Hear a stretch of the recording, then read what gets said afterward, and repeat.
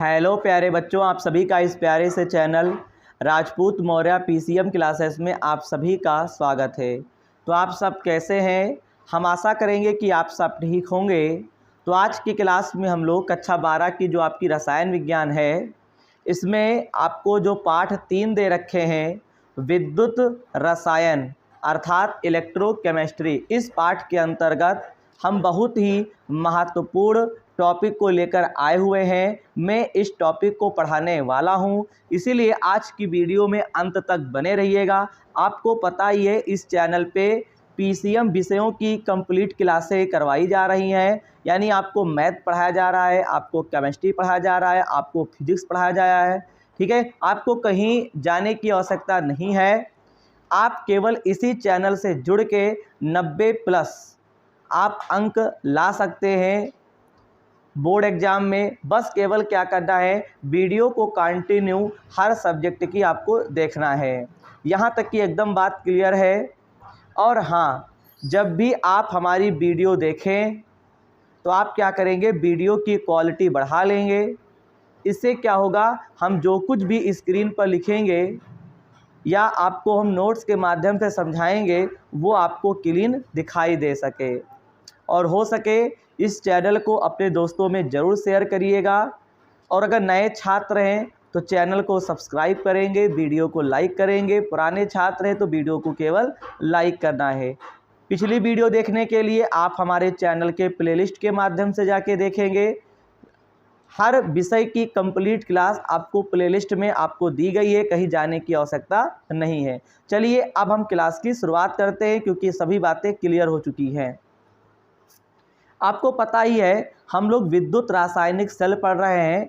इससे पहले हम लोगों ने प्राथमिक सेल के बारे में पढ़ा था, और प्राथमिक सेल के अंतर्गत हम लोगों ने 2 सेलों का वर्णन किया था। एक था आपका शुष्क सेल और एक था मरकरी सेल। अगर आज की क्लास पे आए हुए हो तो हम लोग पढ़ेंगे दूसरे सेल की बात, यानी कि द्वितीयक सेल। द्वितीयक सेल कह सकते हो, या संचायक सेल कह सकते हो, या सीसा लेड संचायक सेल कह सकते हो। यानी कि द्वितीयक सेल को ही संचायक सेल और सीसा संचायक सेल कहते हैं। चलिए इसकी परिभाषा क्या होती है। इन सेलों को अनेकों बार प्रयोग किया जा सकता है, क्योंकि इन सेलों को पुनः आवेशित किया जा सकता है। सर क्या कह रहे हैं बेटा, मैं आपको बताना चाहूँगा। द्वितीयक सेल वे सेल होते हैं, इनका अगर हम यूज करते हैं इन सेलों का, तो एक बार यूज करने के बाद दोबारा हम इन्हें फिर से चार्ज कर सकते हैं। क्योंकि प्राथमिक सेल वे सेल होते थे जिनको एक बार हम प्रयोग करके दोबारा नहीं चार्ज कर सकते हैं, लेकिन द्वितीयक सेल में एक खास बात होती है, अगर हम इनको अनेकों बार प्रयोग करेंगे उसके बाद क्या होगा, हम इन्हें दोबारा चार्ज कर सकते हैं। प्राथमिक में क्या होता है, दोबारा चार्ज नहीं किया जा सकता है, और द्वितीयक सेल में होता है दोबारा हम लोग चार्ज कर सकते हैं। यहाँ तक कि एकदम बात क्लियर है। द्वितीयक सेल अगर आज से कोई पूछेगा तो आप बता दीजिएगा कि ये ऐसे सेल होते हैं, इन्हें दोबारा चार्ज किया जा सकता है। चलिए क्लास को आगे बढ़ाते हैं। यहाँ पे आपको फिगर बना लेना है। देखिएगा, एक हमारे पास बर्तन है। इस बर्तन के अंदर 3 प्लेटें ब्लैक कलर की हैं, इसको हमने कैथोड नाम दे दिया है। 3 प्लेटें जो हैं वाइट हैं, इनका नाम एनोड दे दिया है।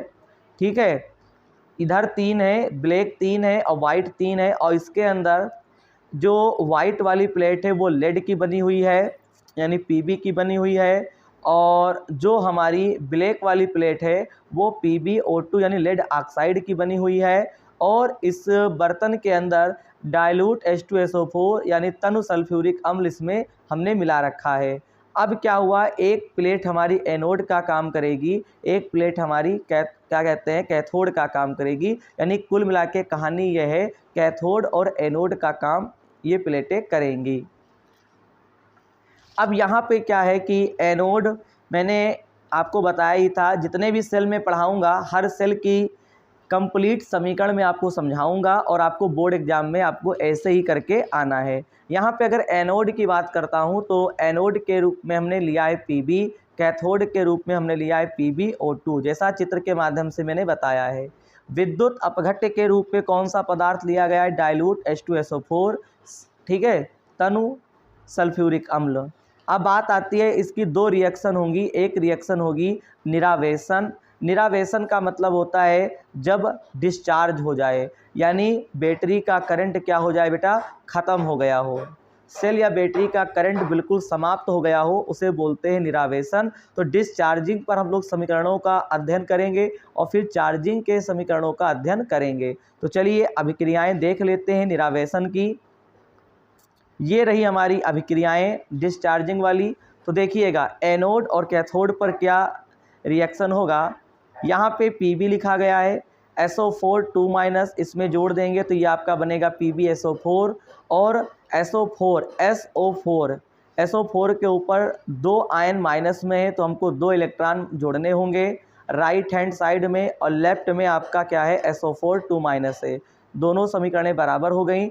अगर कैथोड की अगर बात करते हैं तो कैथोड में हमने ले रखा है PbO2 और विलेन तो H2SO4 का ही भरा है ना, तो यहाँ पर भी SO4 2- यहाँ पे विलेन जोड़ देंगे और क्या होगा 4 हाइड्रोजन जोड़ देंगे क्योंकि यहाँ पे हाइड्रोजन गैस बनेगी, और यहाँ पे क्या हुआ 2 इलेक्ट्रॉन यहाँ पे जोड़ देंगे। बेटा आपको इन समीकरणों को याद भी रखना है, हाँ, क्योंकि बेटा थोड़ी बहुत तो मेहनत आपको करनी होगी क्योंकि आप नया नया हर चीज़ पढ़ने को पा रहे हो। तो यहाँ पे क्या हुआ PbO2 SO4 2- 4H+, 2 इलेक्ट्रॉन और गैप्स आउट, फिर क्या बनेगा PbSO4 और यहाँ पे 2H2O, क्योंकि यहाँ पे केवल H2O नहीं लिखेंगे 2H2O लिखेंगे क्योंकि हमें बैलेंस को बराबर करना है। ये रिएक्शन हो जाएंगी, थोड़ा जल्दी हम पढ़ाएंगे आपको। अब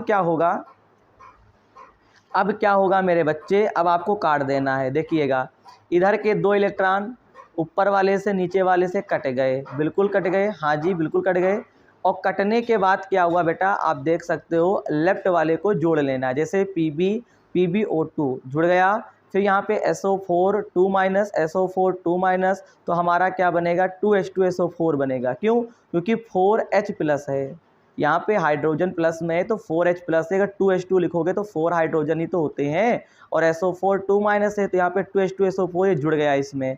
आप समझ गए होंगे, लेफ्ट को मैंने लेफ्ट में जोड़ दिया। अब देखिएगा राइट की बात करते हैं तो PbSO4 2 इलेक्ट्रॉन है, 2 इलेक्ट्रॉन कट ही गया तो PbSO4 इधर है और इधर PbSO4 प्लस 2H2 है तो PbSO4 आपका होता है 2 PbSO4 और यहाँ पे क्या लिख देंगे 2H2O। तो बेटा ये कुछ समीकरण थी डिस्चार्जिंग की और द्वितीयक सेल की, आप समझ गए होंगे। चलिए आगे बढ़ते हैं। अब देखिएगा अब हम लोग क्या करेंगे, आवेशन की समीकरण को पढ़ेंगे। बेटा बहुत ही आसान है, बस उसका ठीक अपोजिट है। अगर आपको वो समीकरण अगर याद है तो आपको इसे याद करने की आवश्यकता नहीं है। कैसे, देखो सबसे पहले डालेंगे अभिक्रियाएं, डालेंगे आवेशन, इंग्लिश में बोलते हैं चार्जिंग। एनोड पे क्या रिएक्शन होगा, सेम है बेटा, देखो क्या है, सेम है। देखो मैं बताता हूँ, देखो आपको क्या करना है, इधर का सर कुछ कह रहे हैं PbSO4 2 इलेक्ट्रॉन आपको इधर कर देना है और Pb प्लस SO4 2- आपको इधर कर देना है, यानी इधर के दोनों चीज़ें इधर हो जाएंगी, इधर के दोनों चीज़ें इधर हो जाएंगी। तो आप देख सकते हो मेरे बच्चे PbSO4 2 इलेक्ट्रॉन इधर आ गया, PbSO4 2- इधर आ गया। ऐसे ही आप देख पा रहे हो कैथोड पे जो रिएक्शन हुआ है तो इधर की जो 2 चीज़ें इधर आ जाएंगी, इधर की 4 चीज़ें इधर चली जाएंगी, यानी कि अदला बदली हो रही है भाई साहब, अदला बदली हो रही है। और यहाँ पे देख सकते हो 2 पदार्थ इधर आ गए, 4 पदार्थ इधर आ गए। अब अगर रिएक्शन की अगर बात करते हैं 2 इलेक्ट्रॉन कैंसिल हो गए, इधर के जो 2 PbSO4 प्लस 2H2O था ये इधर आ जाएगा और Pb प्लस PbO2 2H2SO4 ये आपका इधर आ जाएगा। आप देख सकते हो कि मैंने यहाँ पे लिख के रखा हुआ, ये 2 चीज़ें इधर आ गई। अब आप समझ गए होंगे डिस्चार्जिंग और चार्जिंग का क्या मतलब है। देखो ये जो द्वितीयक सेल होता है ये इन्वर्टर आपका है। कैसे, इन्वर्टर का जो बैटरा होता है वो इसी पर आधारित होता है। देखो घर में जो इन्वर्टर लगा होता है ना, तो क्या होता है उससे हम बल्ब वगैरह टीवी वगैरह चलाते हैं और फिर जब इन्वर्टर हमारा बैठ जाता है यानी उसकी जो चार्जिंग होती है वो ख़त्म हो जाती है और फिर क्या होता है लाइट आता है, फिर उसे हम चार्ज कर लेते हैं। बस समझ जाओ कि जब चार्ज करते हैं वही रिएक्शन यहाँ पे बताई गई है और जब चार्ज नहीं होता है इन्वर्टर तब वही रिएक्शन यहाँ पे समझा दिया गया है। अब बात आती है उपयोग क्या है, वाहनों में इसका उपयोग करते हैं, इन्वर्टर की बैटरी आदि। अब मुझे लगता है द्वितीयक सेल आप बहुत ही शानदार तरीके से समझ गए होंगे। अब यहाँ पे ईंधन सेल की बात करते हैं। देखिए हमारे पास जो विद्युत रासायनिक सेल थे ये हमारे पास 3 प्रकार के होते हैं। एक आपका क्या होता है, सर ने क्या बताया था, सर ने आपको शुरुआत में ही आपको बताया था, एक आपको बताया था मरकरी सेल, और एक आपको बताया था शुष्क सेल। यानी प्राथमिक सेल के अंतर्गत हमारे दो सेल आते थे, एक आता था शुष्क सेल, एक आता था मरकरी सेल। फिर मैंने आपको द्वितीयक सेल पढ़ाया, द्वितीयक सेल के अंतर्गत कोई सेल नहीं आएगा, बस उसका नाम है कि द्वितीयक सेल को ही सीसा संचायक सेल बोलते हैं। अब यहाँ पे 3 प्रकार के सेल थे, अब मेरा तीसरा सेल जो है वो है ईंधन सेल। चलिए इसके बारे में जल्दी पढ़ लेते हैं। ऐसे गैल्वेनिक सेल जिनमें H2, O2 यानी हाइड्रोजन, ऑक्सीजन, CH4 या CH3OH आदि ईंधनों की दहन ऊर्जा को सीधे विद्युत ऊर्जा में बदला जाता है। बेटा यहाँ पे जो भी पदार्थ आपको बताए जा रहे हैं इनका क्या करते हैं, दहन मतलब जलाना, यानी कि दहन ऊर्जा को सीधे विद्युत ऊर्जा में, जब इनको जलाते हैं तो ये क्या होते हैं, विद्युत ऊर्जा में बदल जाता है। आपको पता ही है कि विद्युत ऊर्जा यानी रासायनिक ऊर्जा हमारी विद्युत ऊर्जा में बदलती है। जितने भी टाइप के हम लोगों ने सेल पढ़े हैं। अब बात आती है कि अगर पेपर में ईंधन सेल के बारे में पूछ रहा है तो आपको ये पूरा लिख के आना है, ठीक है। अब सुनिए, इलेक्ट्रोड, तो ईंधन सेल में इलेक्ट्रोड क्या होता है, पहले इसका फिगर देख लेते हैं। इसका फिगर अभी हम नहीं बताएंगे, ठीक है, अभी हम फिगर नहीं बनाएंगे, क्योंकि बताएं क्या, अगर आपसे केवल ईंधन सेल के बारे में पूछेगा तो आपको इतना ही आपको लिख के आना है। अगर ईंधन सेल की क्रियाविधि पूछेगा, समीकरण पूछेगा, तो आपको जब अगली वीडियो में इसी कॉन्सेप्ट को दोबारा समझाएंगे तो आपको वैसा करना है।